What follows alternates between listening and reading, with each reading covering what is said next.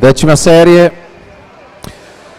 Giovanni Guatti alla 1, Davide Agnolino alla 2, Cesare Busatta alla 3, Stefano Iovino alla 4, Alexander Mario Cristianov alla 5, Armand Cristianov alla 6, Daniele Tonono alla 7, Filippo Cerbino alla 8.